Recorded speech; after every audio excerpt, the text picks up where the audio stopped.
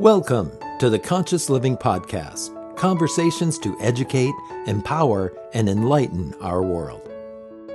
An uplifting and inspiring series of conversations and talks with your host, Jackie Woodside. We are educating minds, empowering lives, and enlightening souls to create a world where love prevails. In this engaging podcast, we deliver exciting, positive, transformative talks and teachings designed to elevate your life. Now, let's join our host, Jackie Woodside, for this week's session.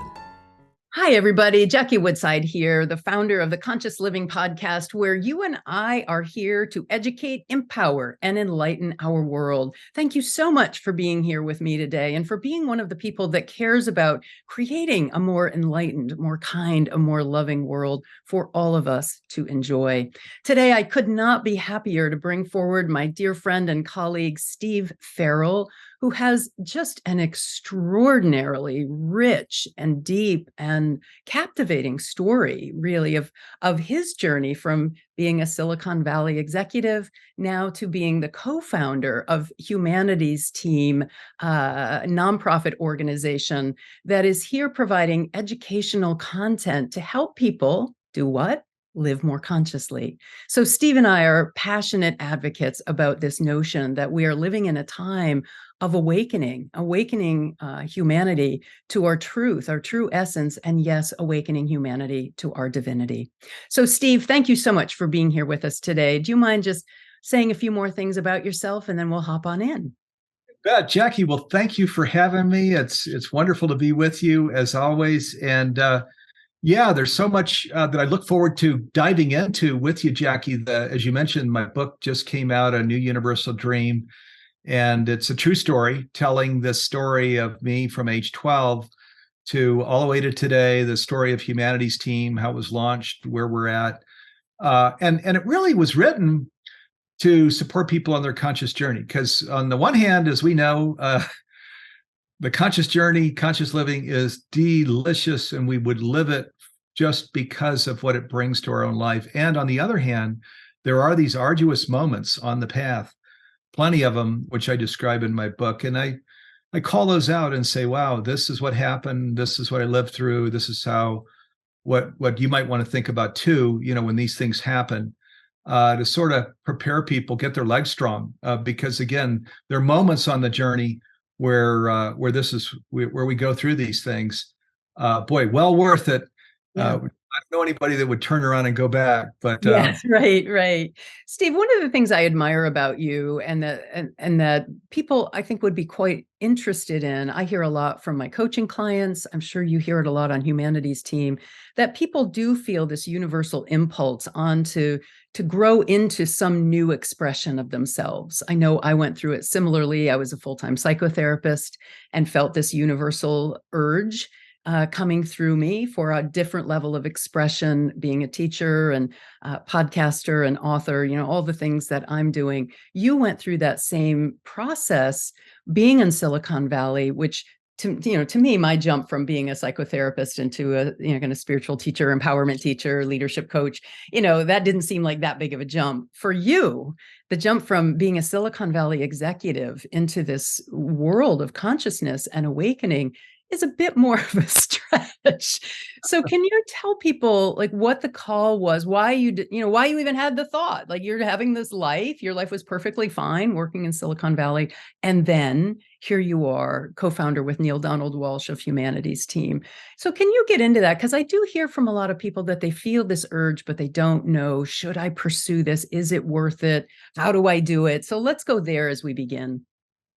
Yes. Okay, so let me share then, playing into this. So there's the arc of this book, which is my story. It's got three legs to it. So the first one is me as a young person that I think people can relate to. I grew up in a very modest home. I had a divorced single mom, and there were 6 siblings, 7 of us in a 1,300 square foot home.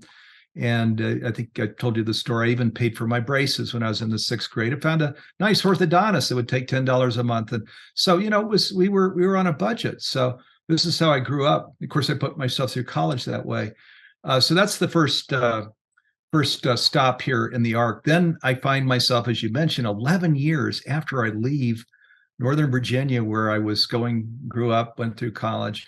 I'm out there in the center of wealth in Silicon Valley because I just was in the right place at the right time as my two businesses were launched in this area of data communications.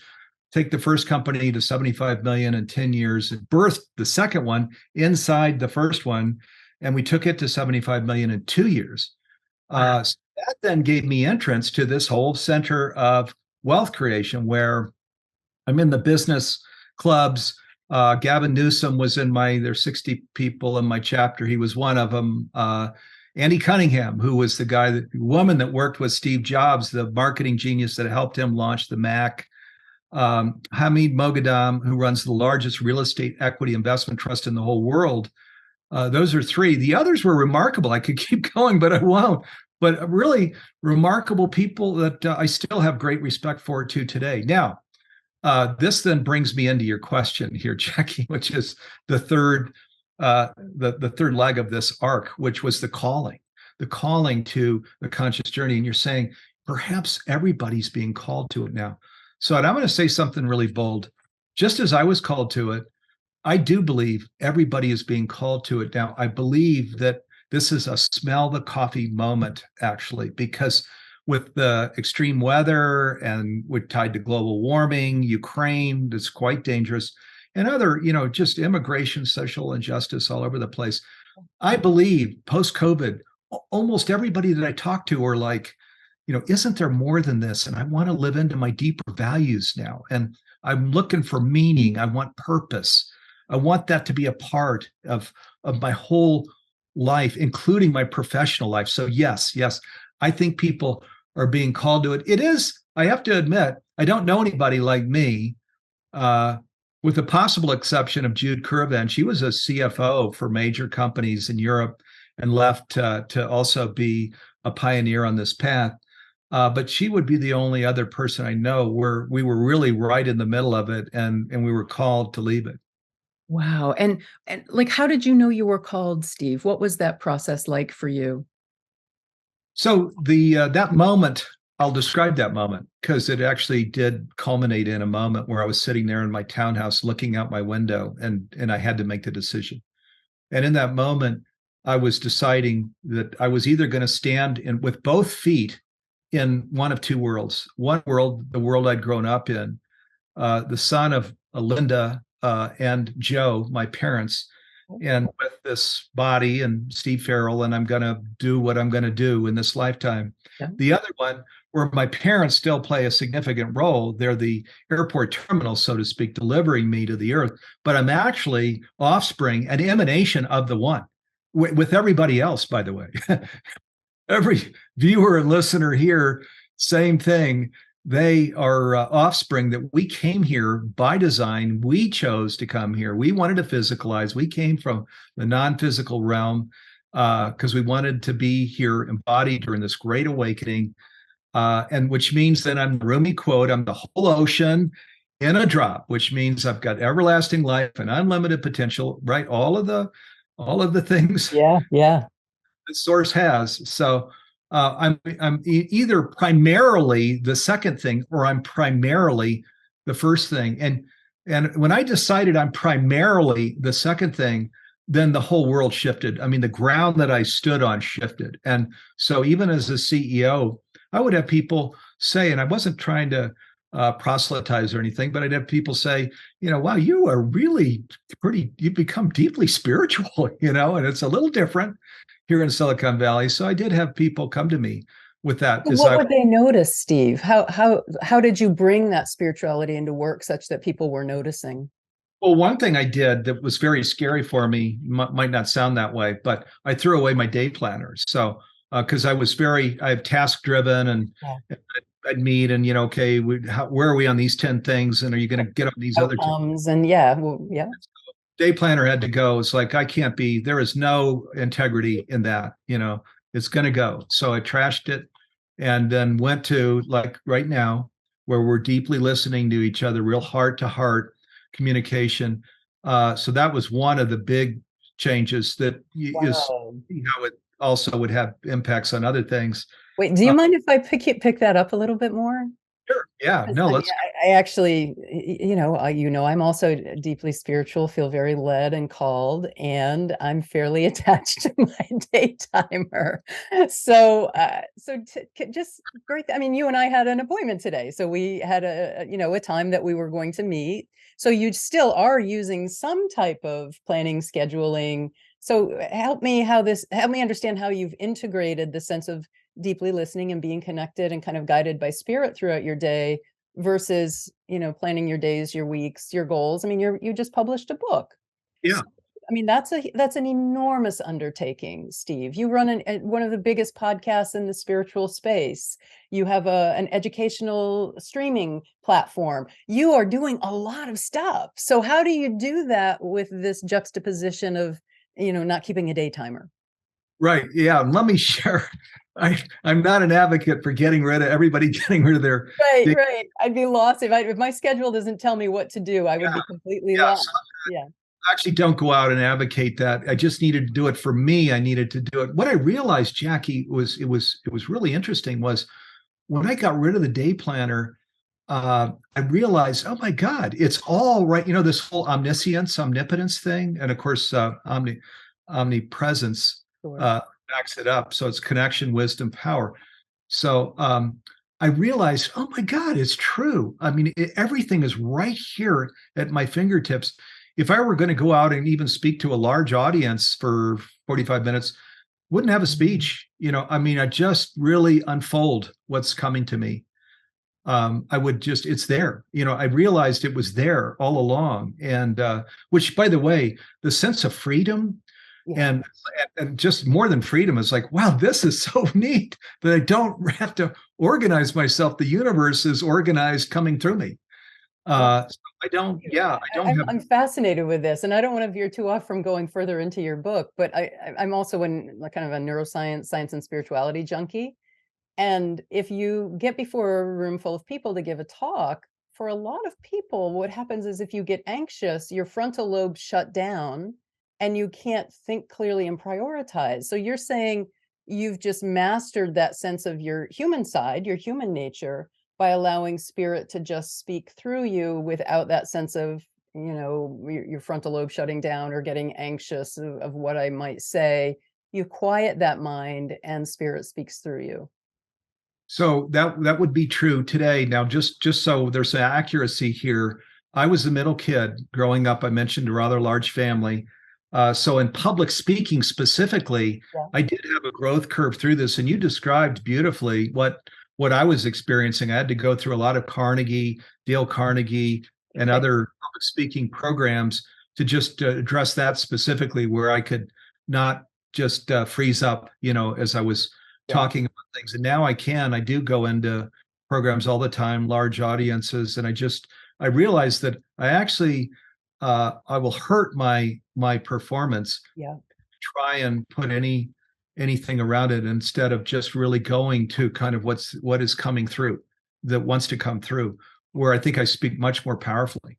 Beautiful. I love that. I do a fair amount of speaking as well, and I do tend to have my not the script, the outline of what I'm going to say, but where I feel sharpest is in interviews or class teaching, where people are just asking questions. And again, a spirit coming through, I feel like I say things that are so much more deep and more profound. So I do appreciate that experience, Steve, and the commitment that it's taken for you to master that ability to quiet the ego mind, the kind of anxious, what if I don't say it right? And quiet that part of your human capacity so that your spiritual capacity can take the lead. It's really lovely to see that in you. Yeah. Well, thank you. I mean, conscious living, which I love, of course, we both share the same passion. So we describe in Humanities Team the very same thing, Jackie. And so for me, that's its beauty. It is, oh my gosh, it's like we sit on a raft, that sits up above the daily up and down roller coaster, good day, bad day, challenging. We still have, when we began this program with challenges, you and I actually have substantial challenges in our family lives, but it's different. It's just completely different. I don't get up and I remember those. Oh, it's a bad day, didn't feel good, walking around, kind of stuck up in my head. Yeah. I never tried to do something in terms of drop that down, but it happened. It's a feeling into, not a thinking Right. thing. Right. And my daily practice just keeps me, on that raft, which is where I want to be. I love that. Do you mind? I know we're jumping ahead a little bit here, but you just said it, so I'd love to go there for just a bit. And then let's go back to the book after this question. Talked about your daily practice and how that keeps you above the waves rather than sinking in. As a beautiful metaphor, and I feel very much the same way. Do you mind saying a little bit about your daily practice and what that is for people who perhaps know they want to have one, but just don't know where to begin? Yeah, absolutely.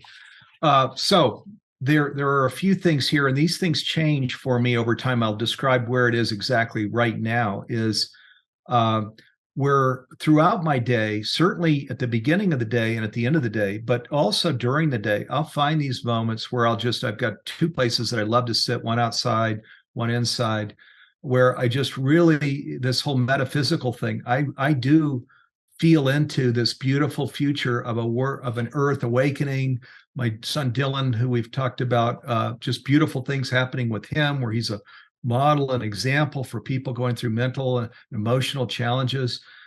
So seeing that, my family, just seeing really beautiful things that we're doing as we're doing our service work, but also just enjoying as a family.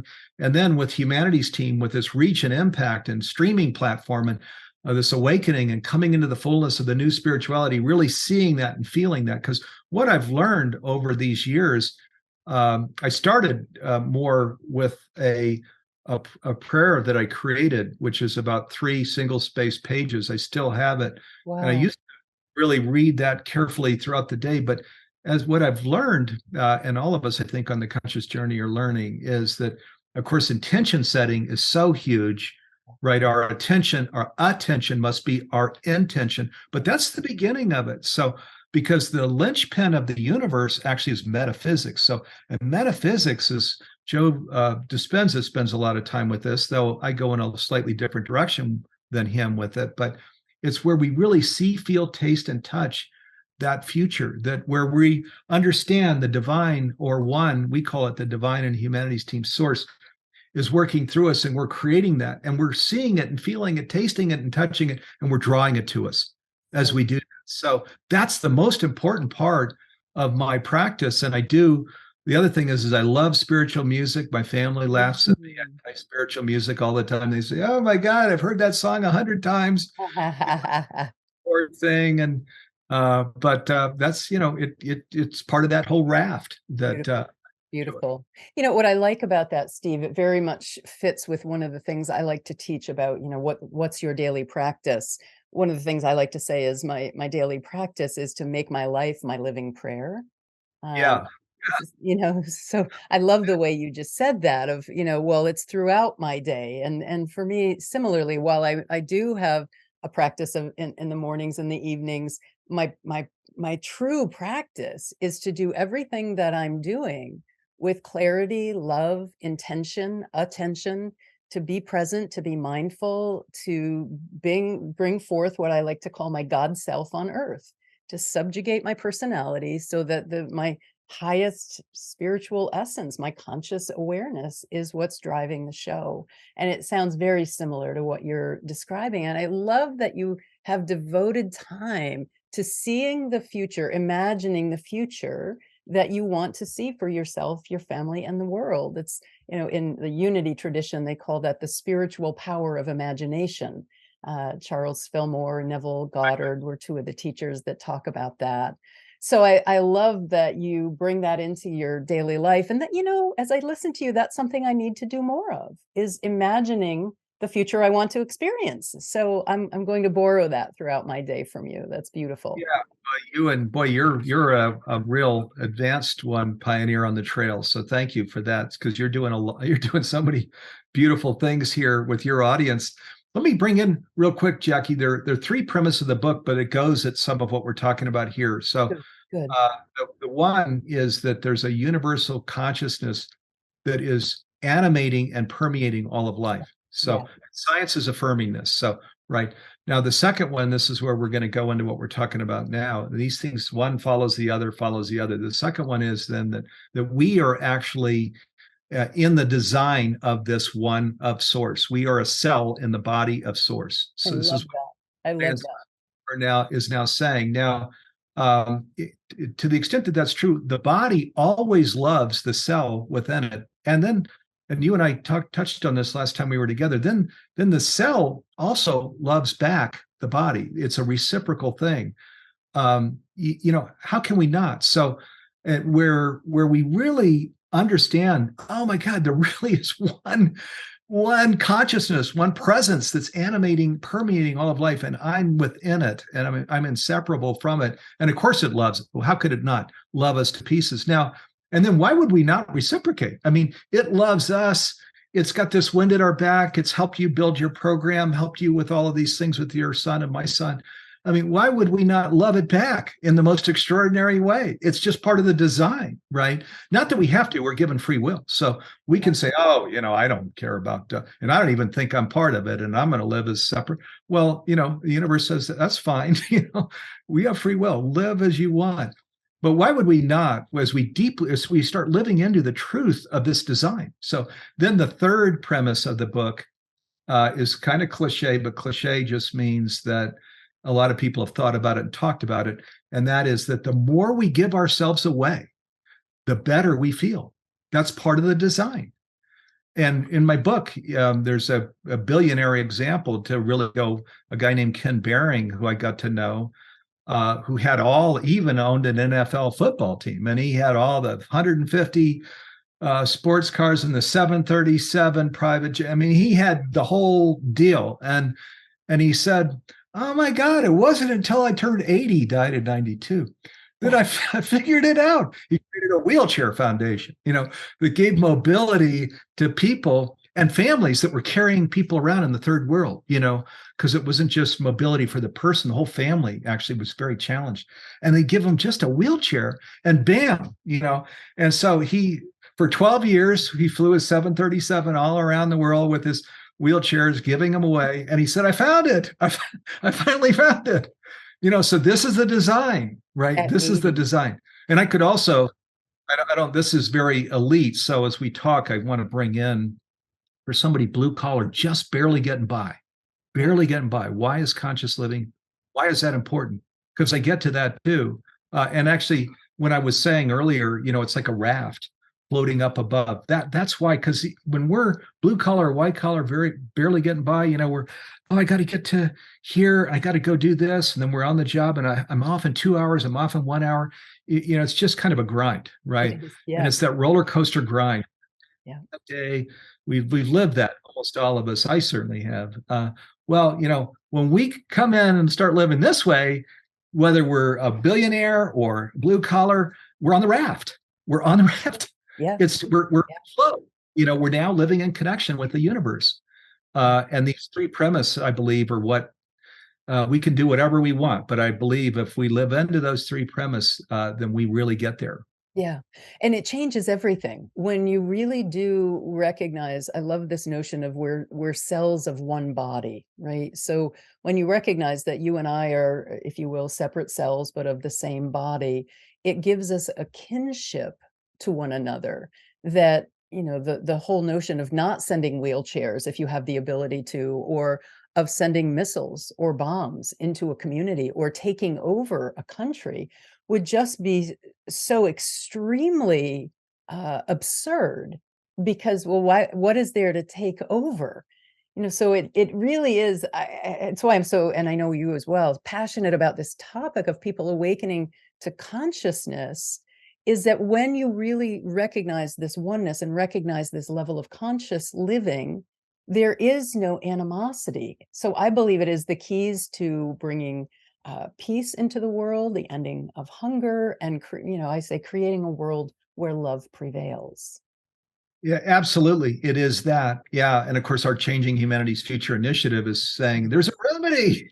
There's a remedy. Yeah. Yeah. There's a section of your book that talks about love, that kind of love is the way, or something similar to that. Do you mind I'm trying to look. Oh, yeah, The Power of Love, chapter 66, The Yeah. Power of Love. Do you mind just going a little bit there and again, in a practical way, talking about not the romantic notion of love, but love as a verb and how that fits into humanity's team changing, creating a new future, but also just practical conscious living for you and me day to day.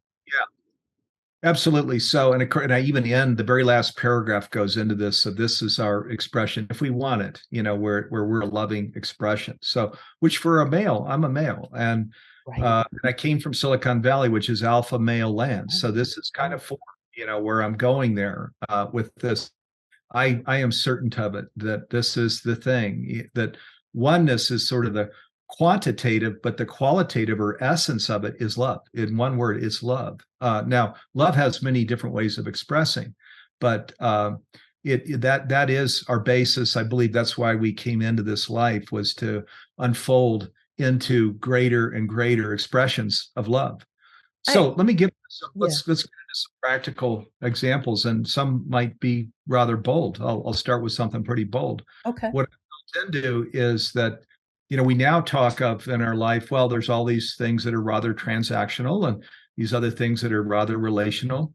Well, what I'm hearing is that the word transactional goes away. There actually is no, we won't, when we're into the fullness of conscious living, there is no such thing as transactional, because the whole reason that we came here was the relational. It was, we were a candle in the sun, and there was nothing but the one, right? We're in that pure light, pure love container in the afterlife, and we go back and forth between the afterlife and the non-physical life and the physical life. And we said, I want to be the expression of love, of light. And then say, okay, well, then we're going to have you be born into, especially an early civilization like this one, where our species is rather young in the universe, where we got plenty of darkness, and it's what feels good, right? It's that's that third premise, that the more we give ourselves away, the better it feels. Well, giving ourselves away, that's love. That's love. So, and it's not transactional, because even in hospitals and schools and even in churches, right, we all have felt and do feel in today's world, it feels rather transactional. It Sure. rather there's like at arm's length, right? I mean, hospitals are starting to use robots to take blood pressure and temperatures and things like literal robots. That's transactional.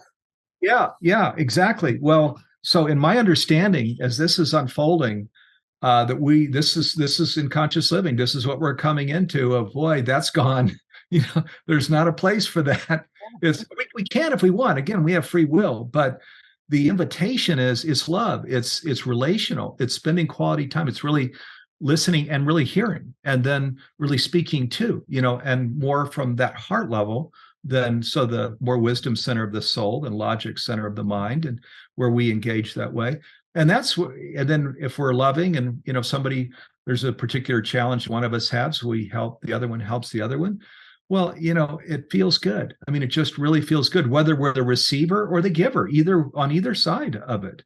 It feels good. So this is the invitation. I feel certain, and I feel as we're unfolding into this world where the remedy really raises its head, and people understand, oh my God, there are many people already living consciously all over the world. Let's get to the 10%.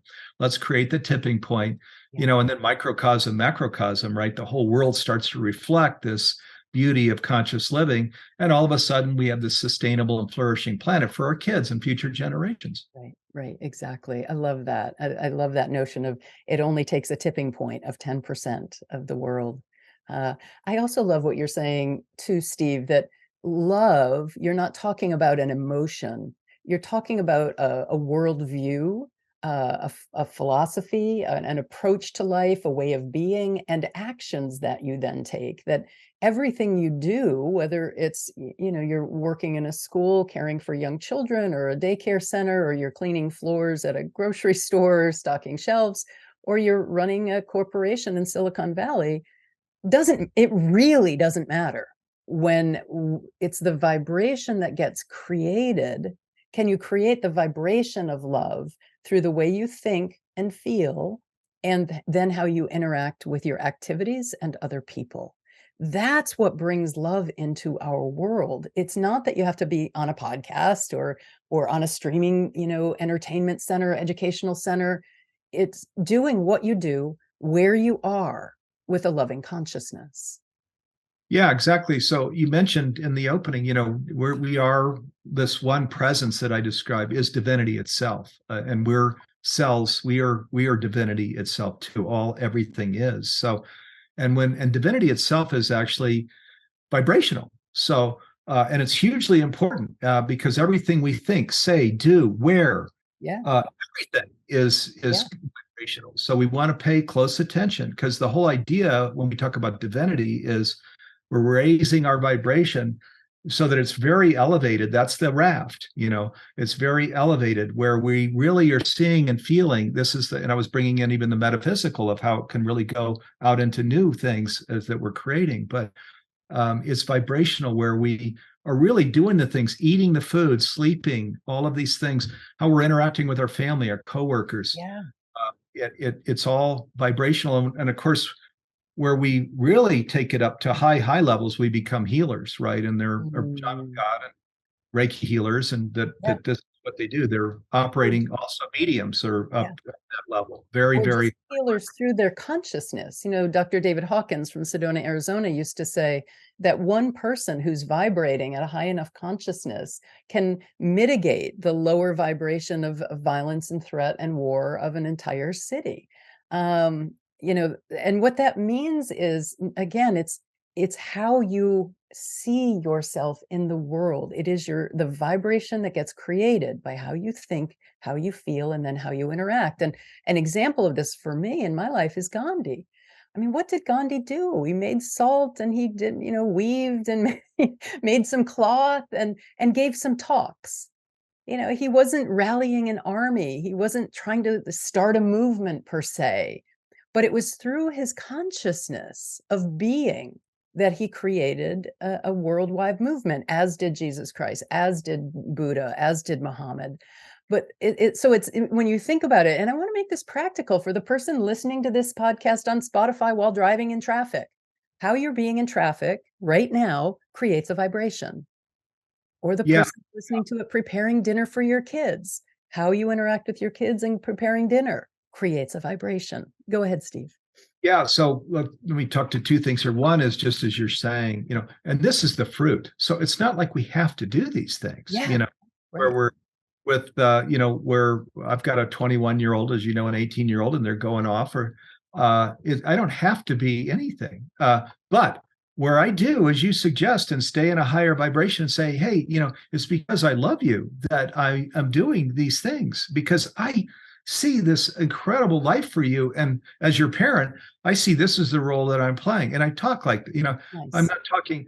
So now let me bring in, though, you mentioned Gandhi. In my book, I share Gandhi helped me in my own evolution, because especially as a guy, it's kind of glorified if a guy goes, oh, you're going to go off on me. Well, I'm going to go off on you, right? A lot of guys actually grow up that way. I would see that. And I experienced that myself. Now, what Gandhi shares is that in his nonviolence, no, that's his truth to himself. The life that he built, where even when terrible things were done to him, and he was captured and went to prison, and people yelled at him, and worse, that in his nonviolence, he was going to be his very best self, as gentle and and as loving and truthful as possible. Yeah. That had a real impact on me. And I remember as I was reading this, I said to myself, okay, I'm gonna do this too. I'm gonna endeavor to never go into a triggered state, and as that emotion's rising up in me, and that self wants to come hard back, of just really go to the place of Gandhi, what he called nonviolence. It's really loving expression. Right. And that I'm going to be, and I've noticed where I do this, I'm much more powerful, they haven't cleaned their dish, or there's something where I just stay in this state, and I'm talking, my impact is magnified 1,000 from if I were just coming back hard on somebody. So great. Steve, that's It's really, really helpful for me to hear that, in dealing with my own son and the struggles that we have. And am I enabling his behavior, or am I helping with his disabilities and helping him to move along on his growth and development path? And, my own inner struggle about that. If I just stop all the inner struggle and just, if, I don't, again, cliche, what would love do now? If I just come back to that simple premise of that is what we are here to do, bring and emanate forth to the world. And if we can't emanate it forth in our own homes, who are we to stand out in front of anyone else? So that's a beautiful. Let me say, it is so, because Jackie and I want to say to viewers, we know each other. Right. We know with adoption created some really, really challenging circumstances that we both have. So these are not easy things at all. And enabling is something I think about all the time, because there's legacy stuff that goes back, and there's no easy answers. But this is, part of this conscious living is the whole listening to that still small voice and understanding that, boy, we got all the guidance here in the world if we request it. So, Yeah. Yeah. So Steve, I want to pick up on that. You said it's not easy, and it hasn't been for both of us. It's been emotionally challenging. It's been stressful. There's been finances involved, expensive for alternative treatments. I mean, all of that. So it hasn't been easy, but I want to go back to what you're saying. It is simple. We have guides, we have truth principle. And if we can simply keep bringing ourselves back for us and for all of our listeners, whatever your struggles are today, keep bringing ourselves back to this new universal dream, Steve, that you're talking about, that we are here to just be and emanate love. And in that, we create a new humanity. So let's go there, Steve, with this last few minutes that we have. You have this vision, and I'm so aligned with it, so happy to be supporting it here on this podcast, of creating a new humanity, changing humanity's future. So say a bit more about that. I think that's the last section of the book, and the book does go into this. And I really want to encourage everyone to get it. And Steve, I'll have you talk a little bit about the course that comes with it, but let's go there for a little bit to talk about this, changing humanity's future. Yes. So thank you, Jackie. So about a year ago, a humanities team with Neale Donald Walsch, who's a co-founder, and also the Conversations with God Foundation, and now really faculty that we work with, which is most of them in the transformational education space, the scientists, the spiritual leaders, the philosophers, the embodied practices, almost all of them are in here with us on this Changing Humanity's Future initiative. And what the initiative says is, let's make conscious living pervasive worldwide by 2040. Okay, in 17 years. Let's go. So let me just step through a few things related to this. One is where we kind of came in here a little earlier, is there are all on an individual and collective level, as we all know, you just read the newspapers or the news or talk to neighbors, is very challenging right now, very challenging. The sense of isolation, of anxiety, sometimes going to depression, of disempowerment on the individual side. On the collective side, the drumbeat now on the extreme weather, and that is, scientists say, is a function of global warming. Over in the Ukraine, with what is happening there and what could happen. And then just the social injustice. It's been here forever. Immigrants, boatloads of them going down, not making it, transitioning. So there's a lot. And Generation X and Z and the younger generation has gone so far as to the great resignation, right? I'm out of here. I'm not going to do, I'm not working for just the sales contest kind of company anymore. I'm done, and even our boomer generation is kind of in the same place. Yeah. So we're raising our hand. There are one organization that's raised its hand, is the Human Extinction Movement, that people probably read about. It's in the Gets News, and they say, hey, we're on the Titanic. Humanity, unfortunately, really can't adjust, and so this thing's going down. And what we suggest, let's all stop procreating. We'll just sort of wind down humanity as we know it. Now we're saying, okay, we are the other perspective here. Right. There are many of us, all of your listeners here and viewers, all of them, right? We're on this conscious journey somewhere, starting at midway. Some people are really really doing this thing very deeply and stretching. So where we realize once we walk through that door, when we see this oneness, the diversity and unity, the new spirituality, all these things we're talking about, and we're living into them, well, we would never, we're doing the things we can now to about climate change. The shirt I'm wearing, so there's an outlet store here in Boulder, and these shirts, recycled plastic is 30% of the content. Wow. So of course, I've stocked my closet with these. Right? That's what we do. I waited 16 years before I could buy an electric car. Couldn't just run out and buy an electric car.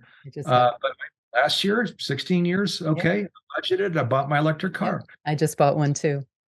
I've got the cells on my roof for solar, and Nice.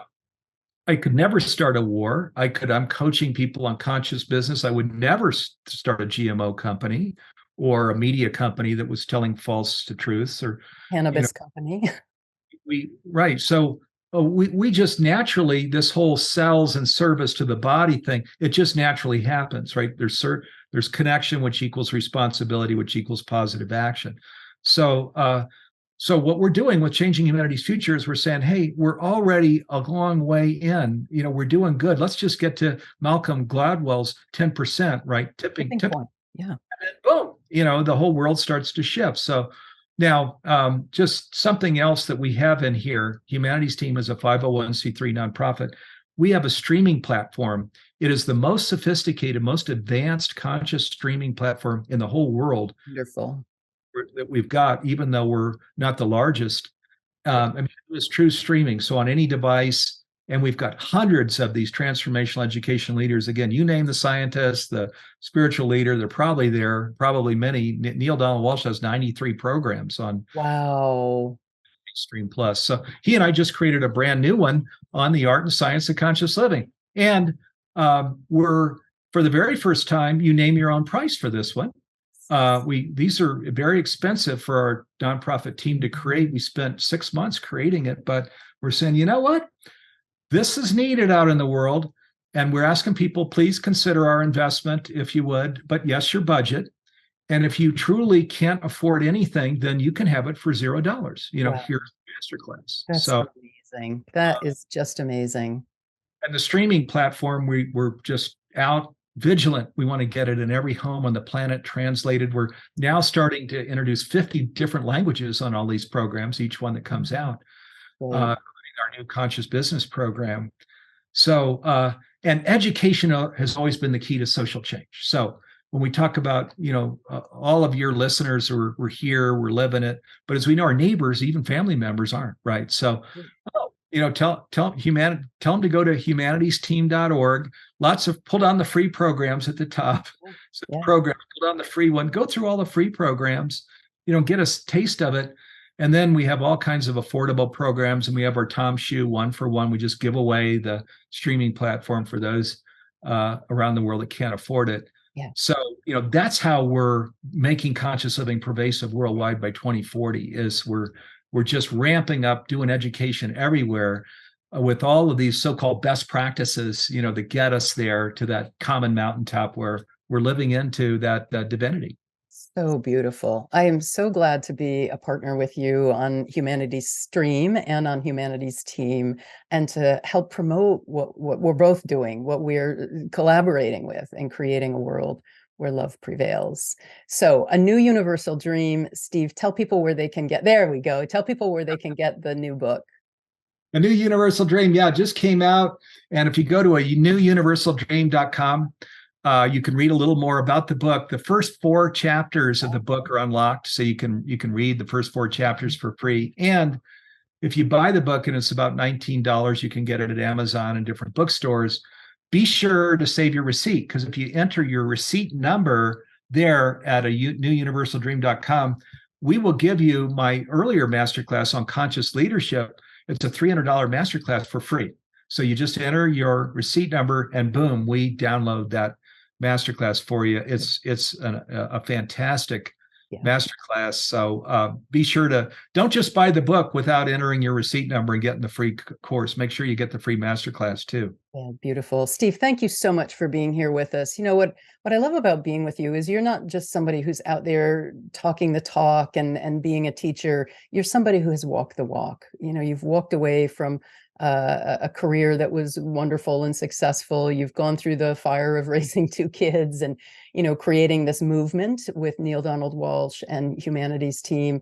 And you're doing it. You know, you are creating this movement with so many of the top teachers and scientists and authors and thought leaders. So it's just such a joy to see our visions actually being made manifest. And I'm going to keep seeing that every day now as I make my life a living prayer. Keep bringing that vision in of a world transformed by love. So thank you so much, Steve, for being with us. And I do look forward to our next collaboration. Yeah, me too, Jackie. And thank you so much for having me. What a blast. And hopefully we had a few tools here in this conversation. I think we left people with a lot of value. So thank you so much for your wisdom and your love. Till next time. Yeah. Wow. Thank you.